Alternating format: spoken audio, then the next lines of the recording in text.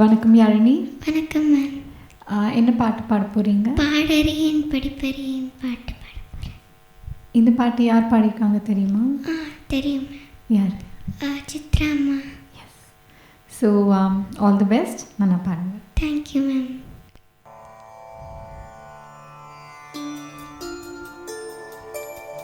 பாடறியே படிப்பறியே பள்ளிக்கூடம் தானறியே ஏடறியே எழுத்தறியே எழுத்து வகனானறியே பாடறியே படிப்பறியே பள்ளிக்கூடம் தானறியே ஏடறியே எழுத்தறியே எழுத்து வகனானறியே ஏட்டுல எழுதவில்லை எழுதி வச்சு பழக்கமில்லை இலக்கணம் படிக்கவில்லை தலக்கணமும் எனக்கு இல்லை பாடறியே படிப்பறியே பள்ளிக்கூடம் தானறியே ஏடறியே எழுத்தறியே எழுத்து வகனானறியே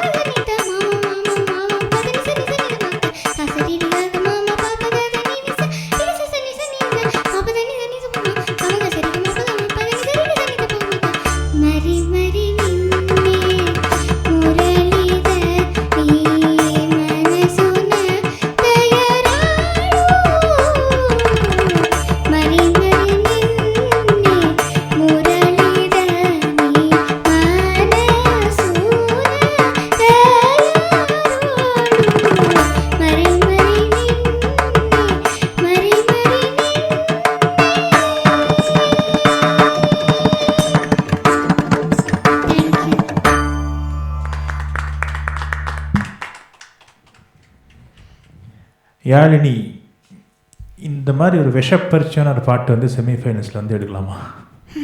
but you did a great job, you did your best. ஓகேவா? Congratulations first of all for that. அதே நான் அப்போ சொன்ன மாதிரி தான் போன ரவுண்டில், உங்களுடைய voice is very sweet, very natural. அதில் நீங்கள் உங்களுடைய ஃபீல் வந்து ரொம்ப அப்படியே கேட்டுகிட்டே இருக்கலாம் போல இருக்குது. ஓகே, நீங்கள் நிறைய பாட பாட இன்னும் பெருசாக ஆக அந்த ஃபீல் வந்து இன்னும் பெட்டராக தான் ஆக போகுது. நம்பர் 1. டோட்டலி வந்து எனக்கு பிச்சிங்கில் வந்து ரொம்ப ப்ராப்ளம் இருந்த மாதிரி ஃபீல் பண்ணேன். First round was much better.